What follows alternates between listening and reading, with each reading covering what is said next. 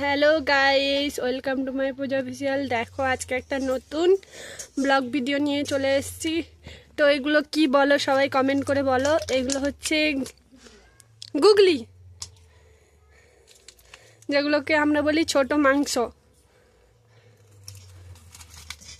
দেখো, এগুলো আজকে রান্না হবে, আমি পুকুর থেকে তুলেছি। তো এগুলো কিভাবে ছাড়ানো হয় এবং কিভাবে রান্না করা হয় তোমাদেরকে দেখাচ্ছি।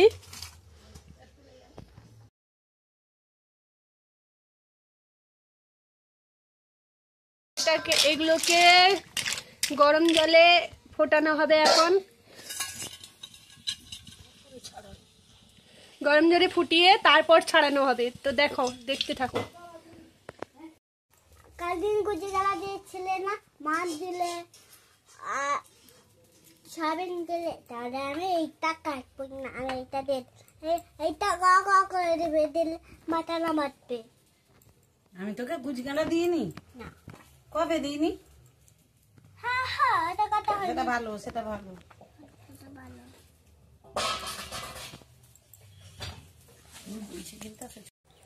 তো গাইস, এখানে আমার দাদার ছেলে বলে গুজিগাড়া, কিন্তু ওটা আমাদের এখানে গুজিগাড়া বলে, কিন্তু আমাদের এখানে আমরা বলি কি বলো, গুগলি বলি।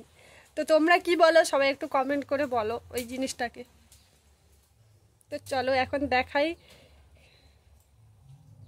দেখো, এখন এটা ফুটে উঠেছে, ফুটছে, ফুটে কালো হয়ে গেছে।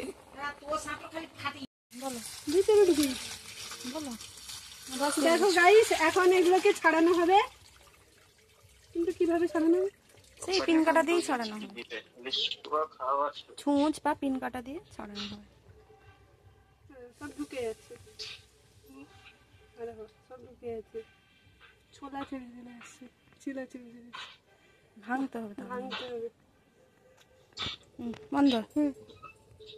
দেখুন, এবারে এগুলোকে এইভাবে ছাড়াতে হবে। ভেঙে ভেঙে দিলে তাড়াতাড়ি হয়ে যাবে। ভালো করে খোসা ছাড়িয়ে দিতে হবে, দিয়ে ভালো করে ধুতে হবে।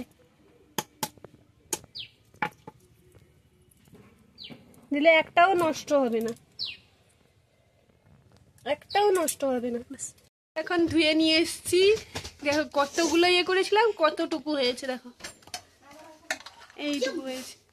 এই যে এবারে এর সাথে আলু মিশিয়ে দিলাম।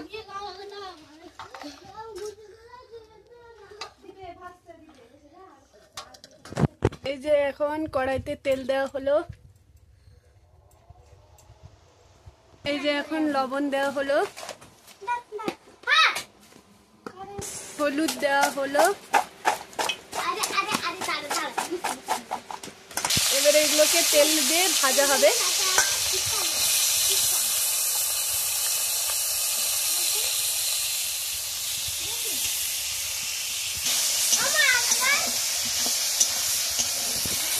জন্য এখানে নিলাম পেঁয়াজ কুচি আর টমেটো কুচি, আর এখানে আদা রসুন বাটা।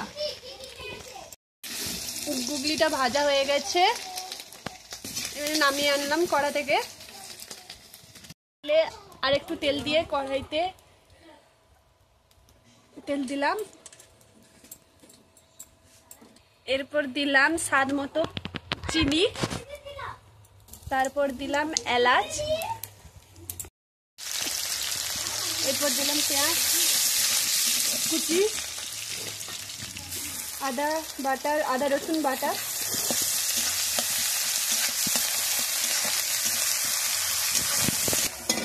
এই যে এটা আদা পেঁয়াজ একটু মরে এলে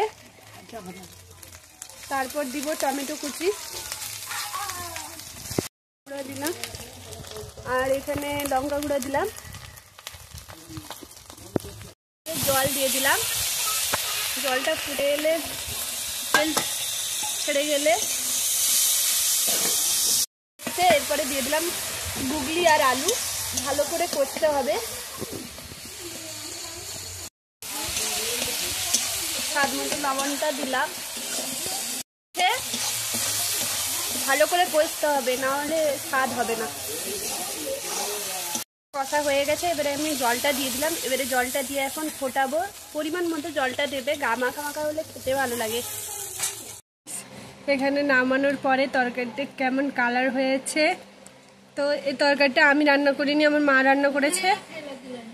আর ভিডিওটা ভালো লাগলে লাইক কমেন্ট শেয়ার করে দিও, আর সাবস্ক্রাইব করে দিও। আর ফেসবুকে যদি নতুন হয়ে থাকো তাহলে ফলো করে দিও।